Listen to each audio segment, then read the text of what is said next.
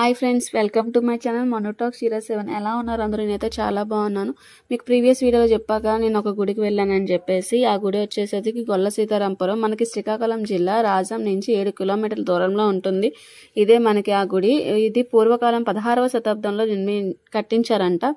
దీని actual story వచ్చేసరికి రాజులు యుద్ధం చేయడానికి వచ్చారంటే ఇది మొత్తం అడవి ప్రాంతం అండి. ఈ ప్రాంతంలో ఒకసారి రాజులు యుద్ధం చేయడానికి వస్తే వాళ్ళు విశ్రాంతి తీసుకున్నప్పుడు శ్రీరాముడు ఒక జంతువు రూపంలో కనిపించి, నేను ఒక పుట్టలో వెలిసాను, నన్ను చూడండి, నేను అక్కడ ఉన్నాను అని చెప్తే వాళ్ళు రాజులు మేల్కొని అక్కడ తవ్వడం స్టార్ట్ చేశారంట. అక్కడ విగ్రహాల రూపంలో ఉంది. దీన్ని ఏకాతవాసి సీతారామన గుడి అని కూడా అంటారు. ఎందుకంటే ఇక్కడ మనకి ఓన్లీ రాముని ఒళ్ళో కూర్చున్నట్టు మనకి ఇక్కడ కనిపిస్తుంది.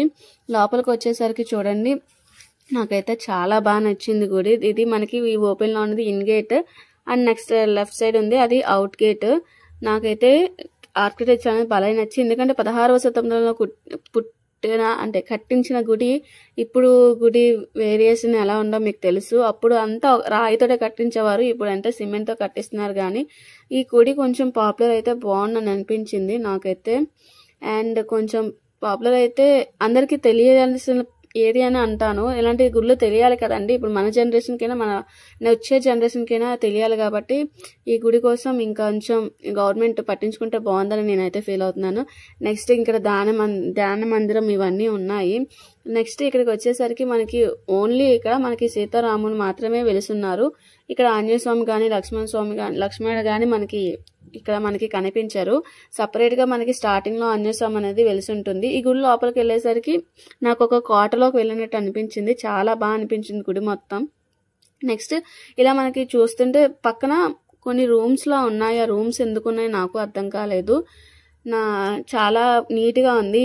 ప్రతి ఒక్క స్తంభానికి సింహం అనేది డిజైన్ చేసి ఉంచారు.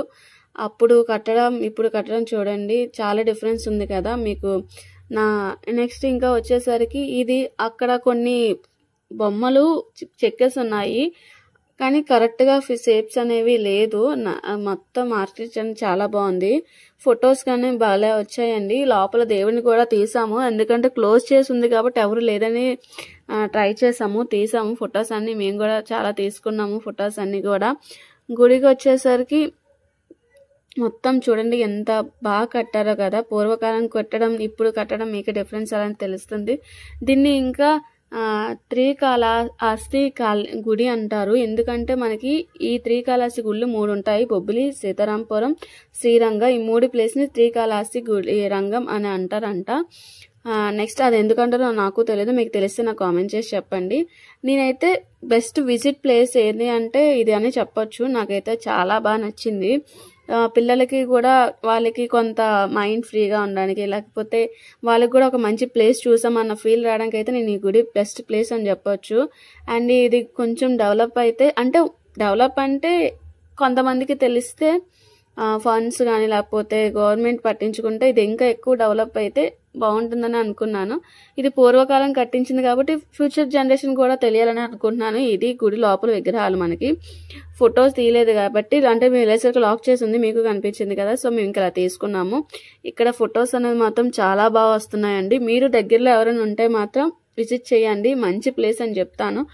ఆ తర్వాత ఇంకా గుడి బయటన కొన్ని అలాగా వెళ్తే మాకు ఇక్కడ విగ్రహాలు ఇవన్నీ కనిపించాయి, ఇవి కూడా తీసాను. ఇవి ఊరేగింపుల టైంలో ఊరేగిస్తారని అనుకుంటున్నాను. ఇక్కడికి వచ్చేసరికి స్పెషాలిటీ ఏంటంటే మనకి సీతారామన్ కళ్యాణం ఎక్కడైనా ఒకసారి చేస్తారు కదా, కానీ ఇక్కడ మనకి 2 సార్లు సీతారామన్ కళ్యాణం చేస్తారంట. మీకు గుడి గురించి ఇంకేమైనా తెలిస్తే నాకు కామెంట్ చేసి చెప్పండి. నాకు తెలిసిన విషయాలు నేను మీకు షేర్ చేశాను. And please subscribe my channel. ఉంటా, బాయ్.